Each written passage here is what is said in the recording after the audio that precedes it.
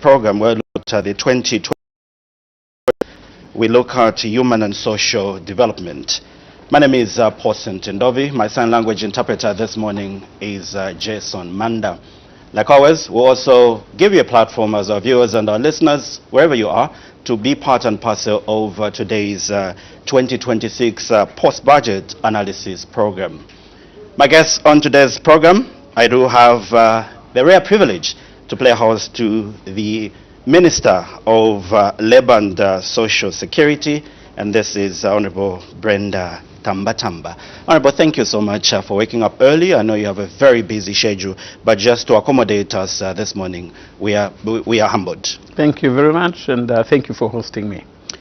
The Minister of Finance was here almost 2 weeks ago and presented the 2026 national budget. Was paged at 253.1 billion kwacha. How did your ministry receive this budget? Thank you very much for that question. Very inspiring, I must say, for a ministry that is responsible for the human capital of Zambia.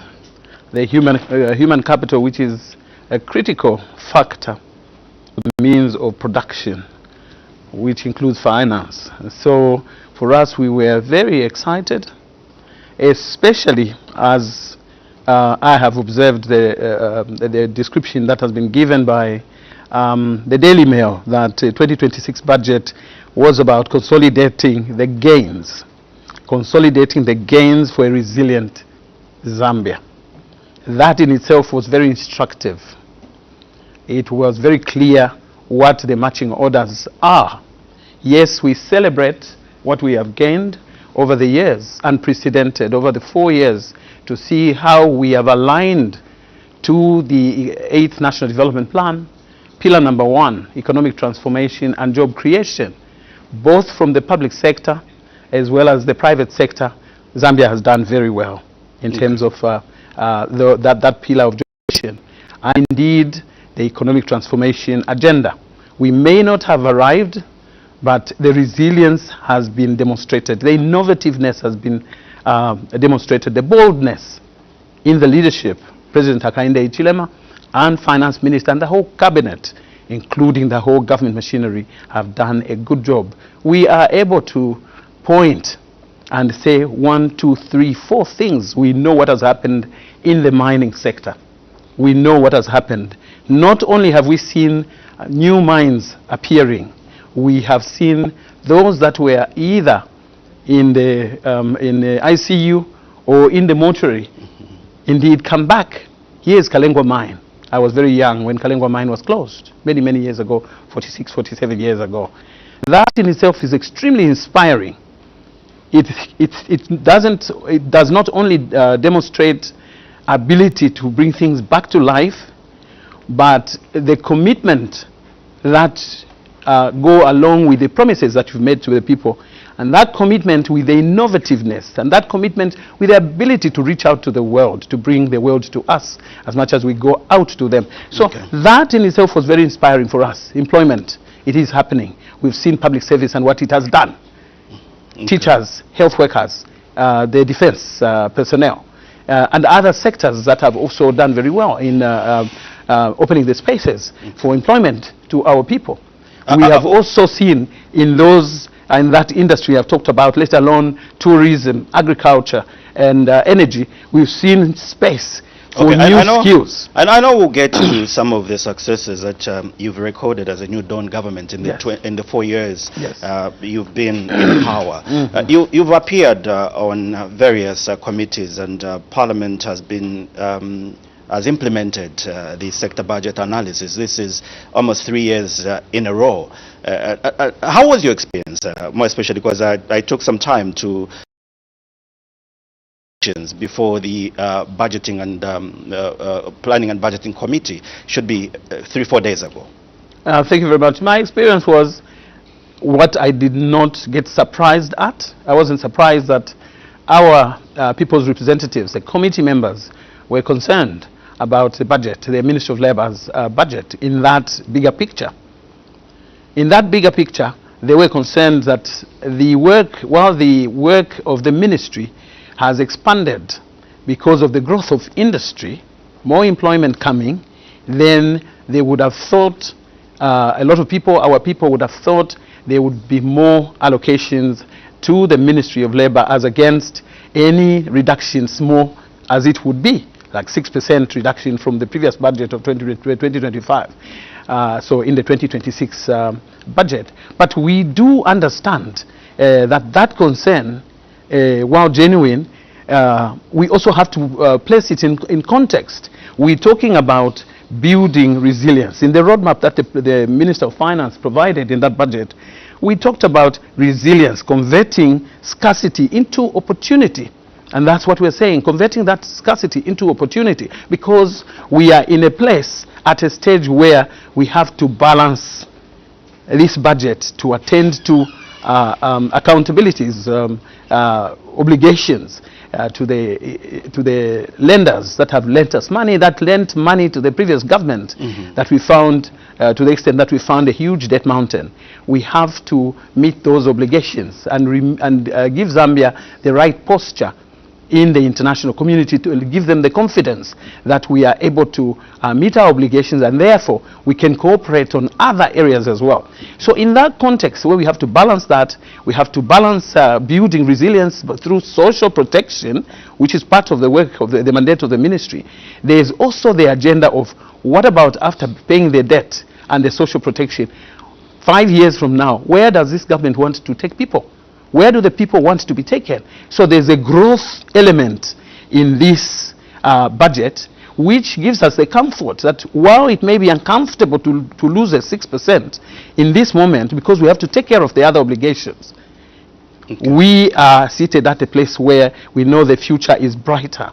The growth itself, that some of the money has been taken to at over 25% of the total budget, that growth will yield jobs, more jobs, new jobs. So the ministry places where we know we don't operate in silos.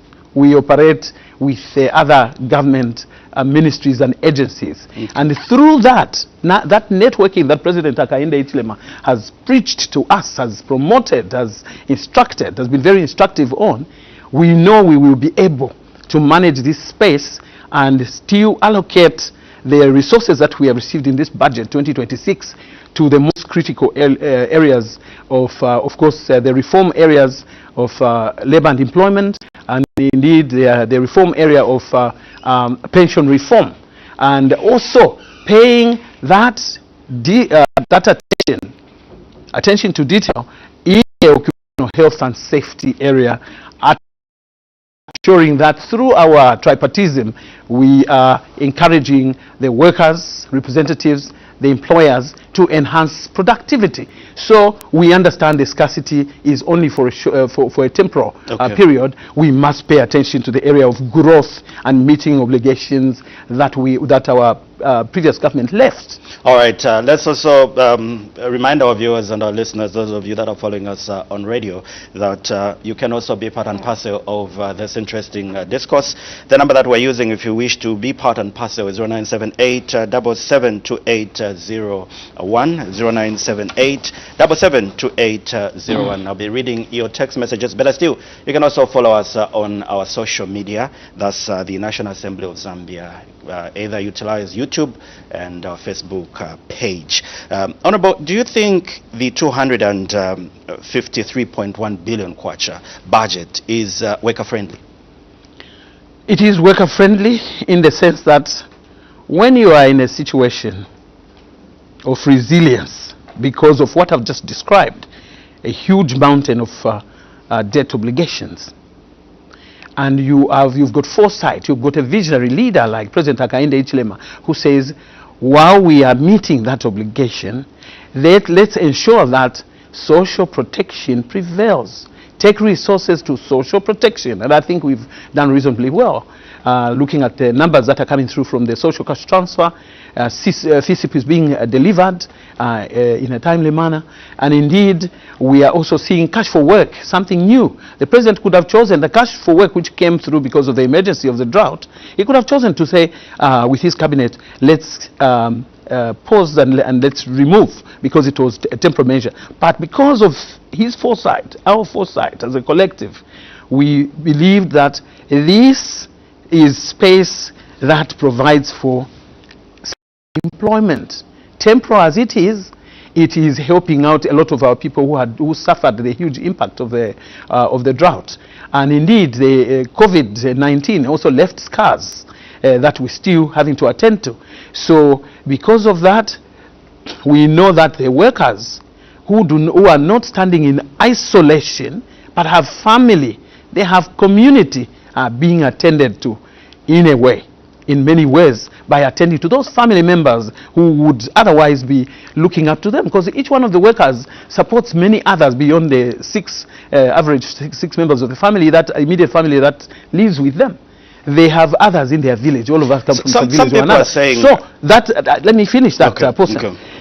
That in itself is support. When we look at the policy on free education, it is supporting the workers as well. When we look at what mechanisms have been put in place for supporting those areas of protecting workers, ensuring that we are out in the community, out in the field, in industry, to ensure that there's compliance with the decent work agenda, that there's compliance to the labor laws, both in the Industrial and Labor Relations Act and the Employment Code Act, Occupational Health and Safety Act, Factories Act, and indeed the Pension Acts, including the Compensation Act. All these areas are rendering support to the worker. But the point is this: when we talk resilience, our workers are alive and they understand their government. They know we are in transition. They understand that during the times of resilience like this, where we have to attend to critical other areas, like paying international international debt obligations, we all have to be patriotic. We all have to do something. Do with less, but be bold in terms of strategy that will get us out of this situation. They do understand that not one will pay for this period. Every one of us will have to stand up and offer something, offer a pound of our flesh for us to get out of this. Okay. So our workers understand that budget is allocated, and by the way, they also understand where we're coming from.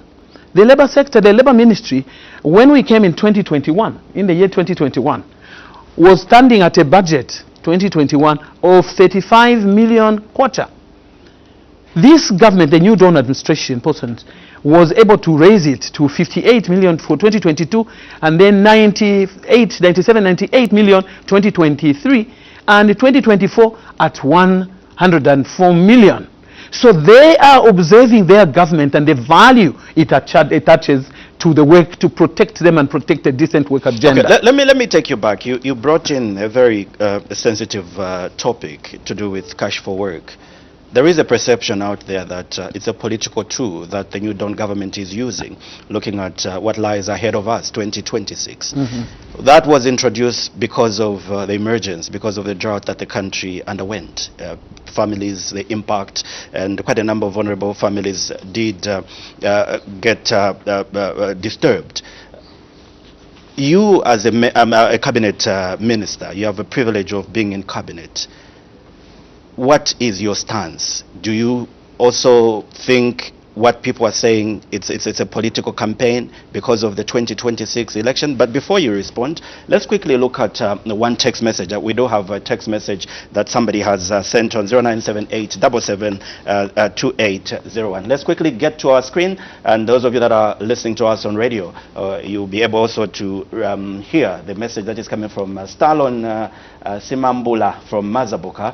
You're saying, what is the minister and government at large going to do to make sure everyone is cumulated to a sustainable livelihood. Thank you so much, Stallone, for that text message. I'm sure you got the concern from our viewer or our listener from Mazabuka. Repeat it. Okay, maybe you can get back to the screen. The minister didn't get to see the text message. What is the minister and government at large going to do to make sure everyone is cumulated to a sustainable livelihood?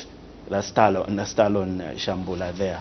Thank you so much, Stallone. The perception which is out there, people thinking that cash for work is a political tool that the New Dawn government is using to win the election in 2026. Paulson, thank you very much for that question, and thank you for the listener from Mazabuka. I want to say, when we elect a government, what is the purpose of electing a government, choosing amongst many? Is it not to buy innovativeness, buy a good vision, buy good strategies out of that government that we elect, out of the leadership that we elect? How can you expect your government to sit back and not do anything, or when they see that it's 1 year or 2 years before elections, they must not do any initiative to ameliorate the suffering of the citizens because they will be accused of politicking? What is the government for? No %. There is no iota of truth in that assertion that is coming from not well-meaning citizens, segments of our citizens. And I know that the general citizenry appreciates this cash for work so much. Wherever I've gone in this country, in the 10 provinces, no one misses when you talk about what this government has done. I know you're coming from a constituency, and I want you to remove transfer. The jacket of a minister. I want you to wear as the area member of parliament. So how is it faring in your first and foremost, people appreciate this program so much. If there's anything that has elevated people's perception about a government, is this one, besides the social cost transfer, the partial and all other. They are so happy that their government was able to provide for public service type of strategies in employment, providing employment reliefs when there is a catastrophe. And the catastrophe impact doesn't just go away within a day or weeks or months. How then do you just say, okay, now because we have had enough rain this year, we must now take away something that has worked well? If you are worked well for people, if you are able to accommodate it to ensure that you broaden the base for employment in the informal sector. So no, that is not true. This government means well. The president means well for the people. And mind you, it is not only in Zambia, it is a global phenomenon. It's a global practice that you find initiatives that are supposed to provide relief as part of social protection, as part of social security. So this must be embraced by every citizen. In Kasempa, people are celebrating, our people in the communities are celebrating the Cash for Work program. Women have talked about this with glow. Men, our youth in the communities, our young people in the communities are excited about this, because this, to some who have got a vision, has also given them an opportunity to invest even from the money that they received. Some of them have talked about stories of growing their bigger garden, expanding their garden, and many other initiatives that will leave an impact in our communities and as a aggregate national impact at the same time. So let's celebrate what works well, that supports our people, that what takes our people from suffering, and not to condemn a program that has got no political association whatsoever. The only politics is that it's been a political dimension, is that it's been introduced by a political government. Are you happy with the quality of work that is being done by these people? The quality of work that it leaves much to be desired. There's lots that we can learn from this. Okay. We must not falter to continue with the work with the program and put measures and strategies, because it's the first time. So when you see there are gaps, then work in for capacity building. So we've seen that some very good work that has happened in many places. Guess what? Even where we are doing certain projects where there's need, for instance, in my community, in Kasempa, in my constituency, there are 2 schools that have been allocated, day schools, secondary schools, amazing, and thanks to this government, thanks to President Hakainde Hichilema. Those schools at Miyombe, big schools that they have ever seen in their local communities where we've taken these schools, in Miyombe, in Mukunashi, they are so excited, and for the fact that you can align that project with the cash for work, because there are elements where communities must make a contribution, whether in material, whether stones or whatever, or offer their labor. They have taken that cash for work labor to the project to ensure that we make more progress. So isn't that good? Okay. Let's maybe a quick comment to the caller that sent in that text message. But before we do that, let me also acknowledge the people that are following us on our socials. And this is Apostle Oliver Ziezo. You are agreeing to what the minister is saying, and the other one is saying the voice is okay. We also have Nathaniel there sending in your text message. Let's quickly, before the minister responds to that text message, we do have another text message. We need to get to our monitors and read that text message. So remember the number that we are using if you wish to be part and parcel of today's program is 0978 772801, and today we are looking at human and social development. Let's read some text messages. This one comes from Emmanuel Walia, all the way from the Copperbelt. That's Kitwe to be precise. The budget was just okay for civil servants, but not for us miners. Thank you so much. I'm sure the minister will be able to comment on that one. Do we have another text message that we can read? Okay, we do have quite another one.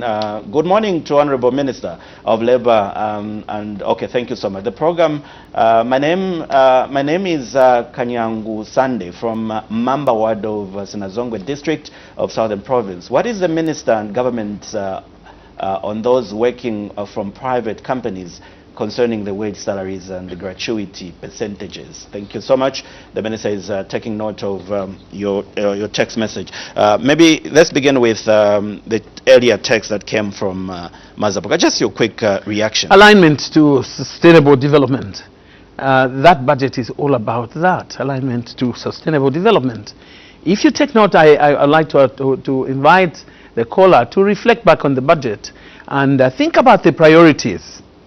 The priorities that the growth agenda has placed on this, on our plan, on the budget for 2026. In there is agriculture, and the farmers are our people out there. Allocations have been made. In there is tourism. Again, this is a sector that brings not only investors from elsewhere, but even those who are new to the sector, who are new entrants. They are going into business in that sector, and there's capacity building in there and many other elements, promoting our own people to participate, not only to be tourists, and the president says get out and be a tourist as well and see what happens there, so that you learn something and you also set up your enterprise in your own location. Tourism is in many facets, culture, other than just how we associate it to wildlife. There's culture as well, and we've got a rich culture in Zambia in all the 10 provinces. You participate. Energy, the president has emphatically spoken on this new dispensation of the way we are looking at energy supply to our country, not to be restricted only to hydro, but to solar. The message is loud and clear that every one of our citizens who has got a bit of money, how about a 1 megawatt? How about in your cooperative and so forth? This is part of the sustainable development agenda. Mining, we've seen not only the coming back of those new old mines, given a new injection of life, but we've seen artisanal mining attract attention as well.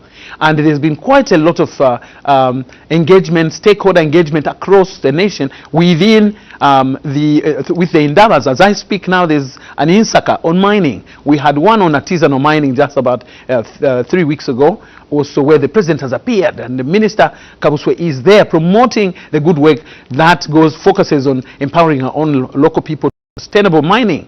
And Mufumbwe constituency, and I know in Rufunsa, Mumbwa, and Mpika, this government has delivered trainings for artisanal miners to do mining that is safe and sustainable, amongst other requirements, of course. But so are you happy with these the are the sectors, for instance, in this particular agenda, in this particular budget for 2026, which our people should watch out for, seek help, go to agriculture, go to tourism, go to the mines ministry, go to energy ministry. We will be able to appreciate how we take the leadership. Mind you, our leaders in our communities, us as people's representatives, our Royal Highnesses were here engaging with the government, and many other players at the grassroots level in our districts ought to understand that decentralization of government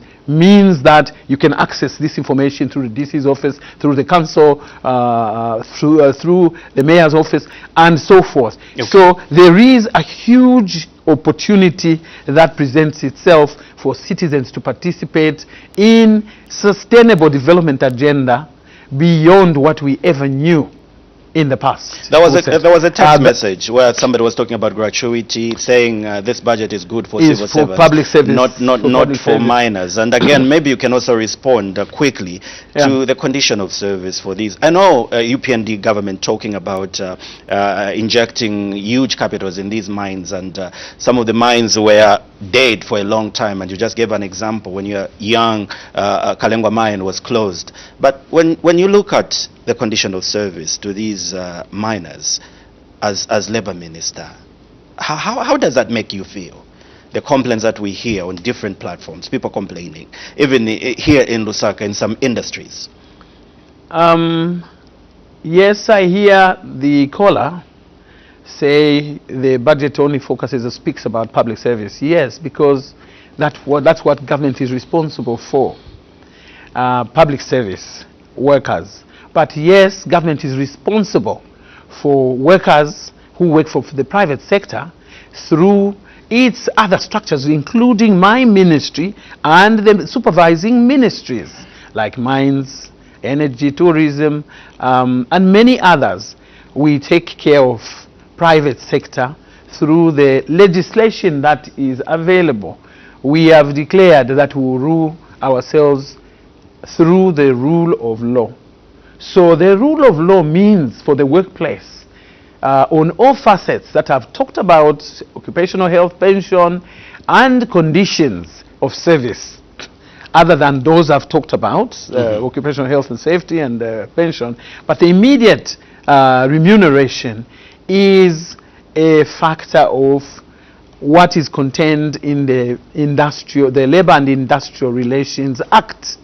The Employment Code Act provides for ensuring that private sector is aligned to government policy, is aligned to the law, is compliant with the law, by ensuring that the unions, who are the representatives of the people, are allowed to grow their membership, not only for a few to join, but the union federations, mother bodies, to grow the unionization across the whole industry, because the mechanism provided for under the Industrial and Labor Relations Act is collective bargaining, which government public service also does. It's not restricted to one group.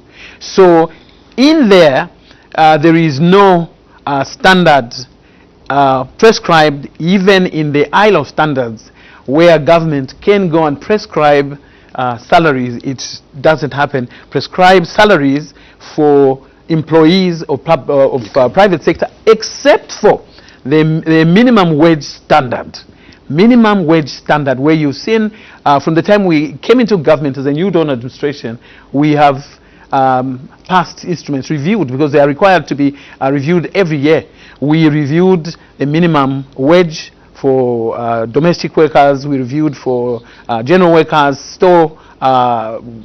storekeepers, and we have also done the same for truck drivers and bus drivers. We passed minimum wage. We reviewed just in the past year. Okay, so that has not stopped. We continue to consider other sectors, including mining. Why not? Because we want to align. We've seen that in mining, there's that dichotomy. There's a big companies, there's the small ones, and the artisanals which are coming. But we want to make sure that at one point or another, when the workers say so, when we agree as tripartite partners, the workers, the employers, and government, we should to look at that sector to ensure that there's an alignment of the minimum level to start. But otherwise, the collective bargaining tool is a powerful legal tool which must be used by our workers' organizations to go to the table to negotiate for better salaries. But the decent work agenda is for everyone. Employers, we implore them to say, the first point of corporate social responsibility is how you take care of your workers. Okay, you must not be supervised and forced. You must prioritize it,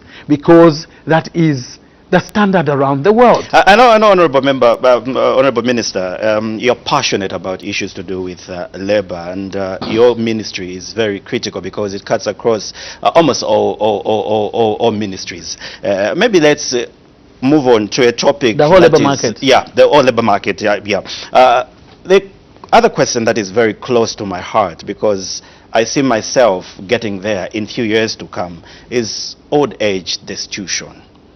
It's a big problem in our country. I know people that are in employment, others advocating for a lump sum, to repeal the laws so that people can qualify to get the NAPSA once they retire and get the home money. But how is your government going to address the issue of old age destitution among retirees who may not have benefited from the new pension scheme, and what social safety nets will you put in place to support the most vulnerable retirees? Take note of that. We have about 2 or 3 text messages. Let's just combine with some text messages quickly. Let's see some text messages. You have completely killed us miners for working 24 hours shifts. Happy Shikinika from Lumwana. All right, maybe quickly you respond to the issue to do with old age destitution among retirees.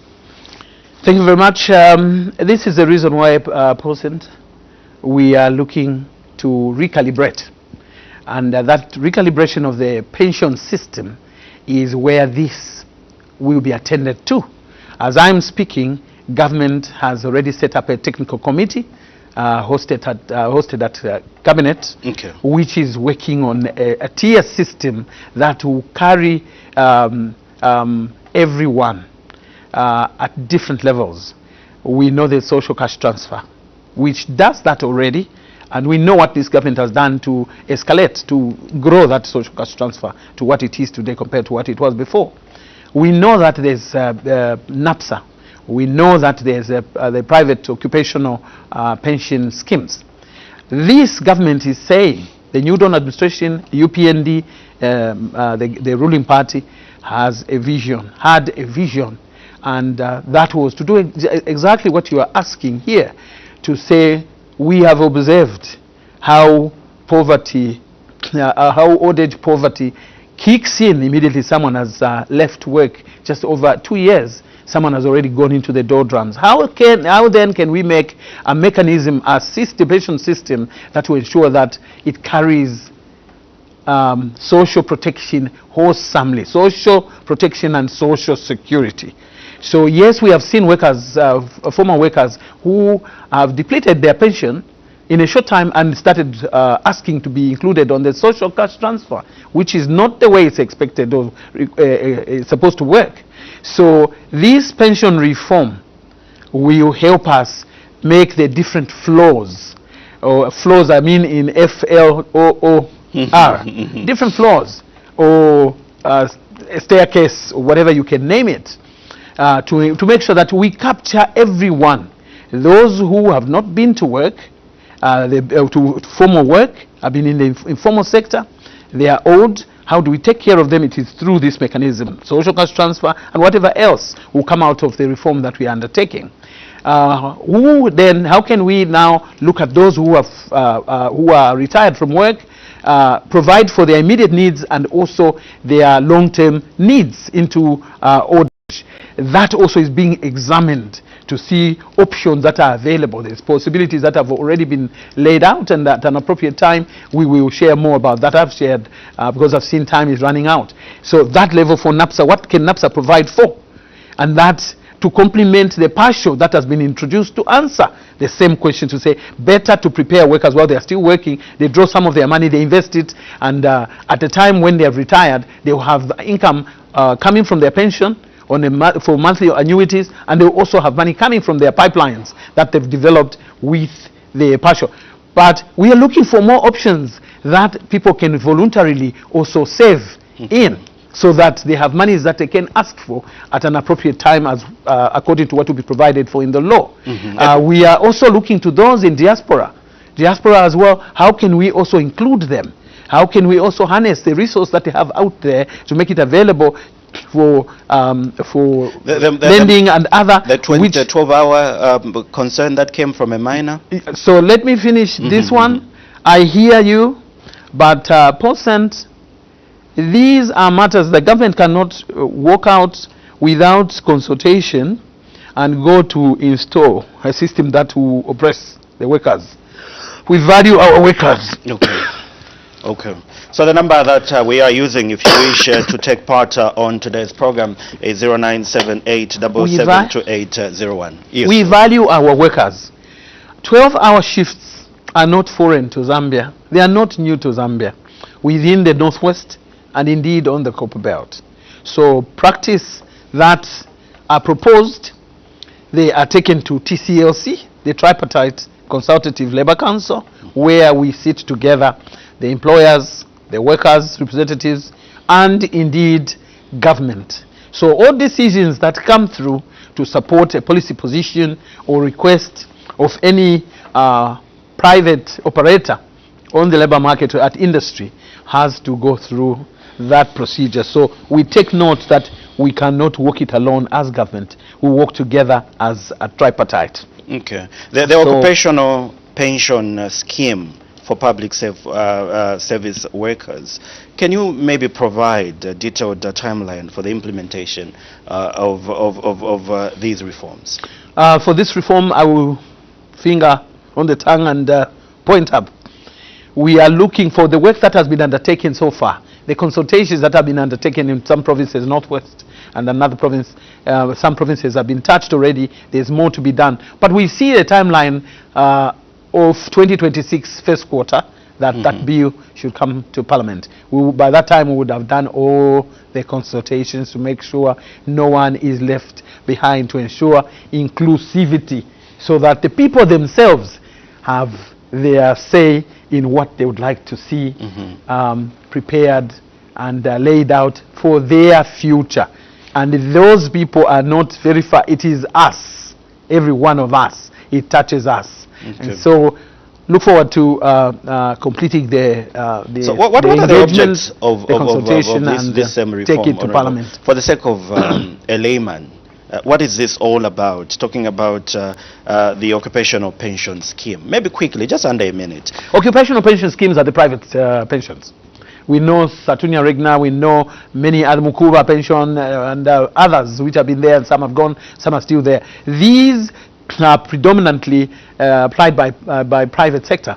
They put their own packages which are unique to their own enterprise and take their workers to be insured or contribute their pensions, go to those private pension houses. So we know there are quite a few of them. So I know a lot of people belong to Satunya and others belong to a few others that have come anew. So those are the occupational pension schemes that our industry subscribe to within their own unique circumstances and needs.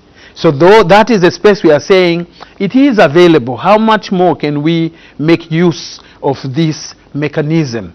what can we put in place for refinement of the system and the way it works? Okay. How can we ensure that the one trader, entrepreneur in the market can also buy their pension in there, can make a collective to pay for to contribute to their pension through those mechanisms such as the occupational pension schemes. So that is what it is, and a lot of our people belong to that, okay. especially those in the private sector. But we know that there's also the other one, which is for public service, beyond PSPF, Public Service Pension Fund. There is also the LASIF, and we also have LASIF PSPF, okay. Other than NAPSA. That's what I meant. Other than NAPSA, which is compulsory for everyone, there's those voluntary ones for public service. So there's public service ones, LASIF and PSPF, and then there is the private pension ones, occupational ones for private sector and informal sector as well. Okay. I know you have a very tight schedule today, Honorable Minister, and we need you just bear with me because we've got quite a number of things that we need to look at, but we'll be able to rush because you do have another equally very important assignment there, about 9 hours. But let's quickly look at some of the text messages that our listeners and viewers have been sending on 0978 772801. Quickly, let's read some text messages that we have received this far. Most jobs that are created are for offices and not for every public sector, such as engagement of many local suppliers. Thank you so much. No name there. The other text message, good morning, people who work in farms are suffering. Please help us. We are not in any union. What can we do? Thank you so much. And the minister will be able to guide there. Samuzala in Solwezi, Northwestern, you're saying, good morning to our hardworking minister. Madam, I would like to comment on enforcement of labor and social laws concerning contractors in the mines. Your labor officers are sleeping. Kindly inject more funds so that laws are enforced, laws are compromised in public sector. Thank you so much, Samuzala there from Solwezi. Honorable, I just want to know if we can apply for 20% partial withdrawal if you have previously taken. Thank you so much for that text message. Let's read another one. This one, if somebody has withdrawn the partial, the NAPSA partial withdrawal, can they also go for another 20%? Sorry. Yeah. When will the government employ social workers, archaeologists, psychologists, economists, and audit education? Thank you so much. Adult education. All right. Thank you so much there. No name there as well. Let's read another text. This one, Minister, do you have a toll-free line where we can report those companies that are not following labor laws?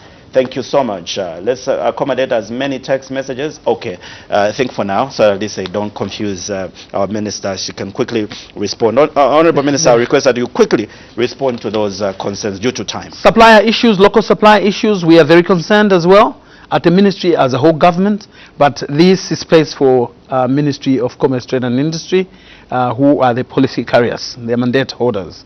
So indeed, as government, we are saying, you have heard the President talk about this, that we are developing that local, local procurement policy that should guide industry on how they must work and ensure that there's participation and inclusion in that area. So that policy is is in the process of being refined. Contractors who do not adhere to labor laws, the law applies to everyone. And this is an assurance to our people out there that this is why we are out in the field. You've seen us in Lusaka, you've seen us in different places. Some people may not notice that we are in places.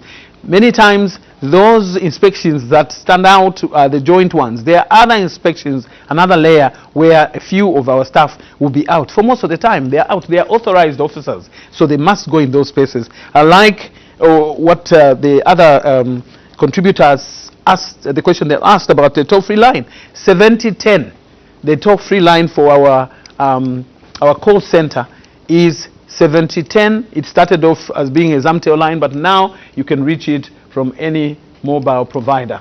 whether MTN or indeed Airtel. So 70-10. And also, I want to put it out there that we have gone digital %. We've gone digital. We are one of the few government ministries that has run with it, because we know our reach is limited by the number of offices we have in the nation. Out of the 120 districts, we have about 70 offices that are in some of those districts. But how then do we reach out to those, or how do they reach us, those who are in places where we don't have a labor office? So we have created that space on the government service bus, where there are about 28 or so services that we offer on that platform. And we also have a citizens portal where they can ask questions. Okay. On the GSB, Zelmis is for grievance and complaints that we must attend to. But on the citizens portal is any other question. We have gone to make provision for that. And I think that is a good thing. We know that every part of Zambia has a cell phone, somebody with a cell phone. You can reach us on the Facebook page for the ministry to connect to the citizens portal, and also to Zelmis to interact and get resolution of your matters, grievances with the ministry. So we are not only doing inspections at different levels, only our staff, and also joint ones, which the minister also joins in. Sometimes statutory institutions are with us, Workers' Compensation, NAPSA, ZIRIM, who are the Zambia Human Resource Institute, who are part of the agenda to also check out compliances. NEMA is part of it. The Occupational Health and Safety Institute is a part of that. So we have got those layers, and indeed the call center and that GSB Zelmis system, where we can have that conversation and help our people. We are doing everything possible to reach out to every one of our people, including those who are working with the contractors. Now we are engaging owners of these contractors, or owners of the work that the contractors are doing, to be part of us to ensure that there's compliance right at procurement. Okay, the partial withdrawal concern that came from our viewer did ask if you got the 20%, are you able also to withdraw again? But again, before you respond, there is another text message. My director is just communicating to me that good morning, Honorable Minister, and okay, thank you so much, Minister. We appreciate what you've done for those that are under NAPSA, but what about us who are under pensions? Why can't they be partial withdrawal as well? Maybe as we wind up, Honorable Minister, your quick reaction. So firstly, partial cannot be withdrawn twice. It's 20%, that's why it's called 20%. So once you take out your 20%, you can only but wait for the time you retire for your money. But that is the reason why we are talking about the reform that will make provision for other packages, other pension elements, where you can make your contributions, and at one point or another you are able to draw it. But that is in the pipeline to be agreed as yet within the consultation that we are undertaking. For those who are under PSPF and under LASIF, again I will say we are undertaking a reform, and the journey always starts from somewhere, and then eventually go to make branches of where else you want to go. So we believe that the reform will help us. The consultation will help us on how we can manage to be responsive, to provide a pension system that is responsive to the needs in the current moment, in the 21st century, of our workers at industry. As we conclude, Honorable Minister, and our listeners won't spare me if I don't ask it, is the issue to do with the waiting period on payments. Have you taken to reduce the waiting period of pension payments, and which has risen to an average of 1 year, and what's the target for reducing the period further? Not too long ago, people were just about 3 months, then they get their dues. But now again, we've seen an extension of the waiting list to a year. But what measures are you putting in place? The policy announcement, the policy position of the new administration is, let's make it happen in 3 months. So if there are management issues, day-to-day matters, this is our appeal to every workspace in the pension industry, to ensure that our people are attended to in a timely manner. That can be done. If there are issues these are matters that should be brought, which make it impractical. These are matters that should be brought to the Tripartite Consultative Labour Council. TCLC will be holding one just a week or so from now. These matters should come there, so we see how we can help when we understand better what could have happened to cause a failure against what the president announced, what the pronouncement was of the government was. Yes, indeed, you want the money to happen now, and you move and begin to do that what you want to do, to invest it accordingly in a timely manner. So it is our wish, our hope and everything that we go that direction. But if there are issues that are causing that blockage, that is why the president has said to us, he's been instructive, go and remove every rigidity. Work it out, because it can happen. We had the biggest rigidity, which was the debt restructuring. And here we are, we were able to galvanize ourselves, all the players, public sector, private sector, experts, consultants, professional associations. We got to a place where we are and we were able to engage with the world. So even this is a rigidity, a bottleneck, an obstacle that can be worked out. Honorable, thank you so much. I wish we could go on and on. There are serious issues that I really wanted us to look at, but I know we've tried by all means to utilize the little time that we had. You have a very tight schedule today. I must say thank you so much for finding time and just to share with us these issues of national concern. Your concluding remarks regarding your budget for 2026. Thank you very much. We are upbeat because we will not isolate ourselves and feel because the assigned budget in the ministry does not meet the amount of needs.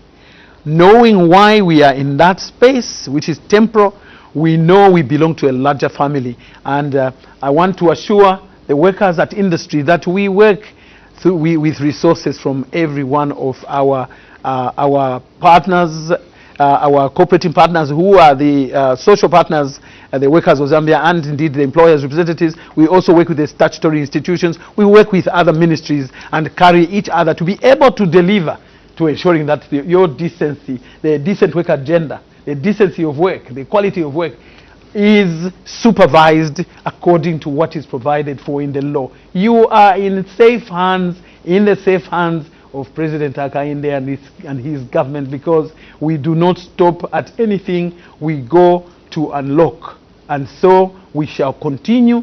As you consult with us, use the space which is digital that we are popularizing, sending out pamphlets which are at the ministry to ensure that the whole nation, the whole industry is aware and are able to make use of that space to engage with us, so we can enhance what we do with them and do the very best and make Zambia a world-class industrial labor market. I thank you.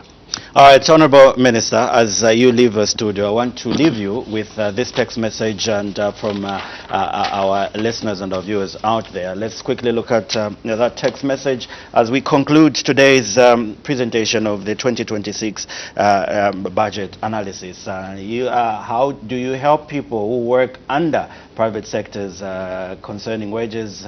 We are really affected. Why can't you just call for a meeting with private sector minus? That's your message, Honorable Minister. And my guest for today has been the Honorable Minister of Labor and Social Security, and this is Honorable Brenda Tambatamba. And I must say thank you so much for our viewers and our listeners wherever you are, and those of you that were following us on our socials. I was saying thank you for your time, and we'll do this tomorrow. And Honorable Minister, wishing you all the best, and as you take charge of this very critical ministry, and wishing you all the best. Thank you very much. All the best. Looking forward to another. Definitely. We'll call on your door and definitely leave it open. And my name is Paul Ndovi. My sign language interpreter has been Jason Manda. For now, we're saying bye-bye.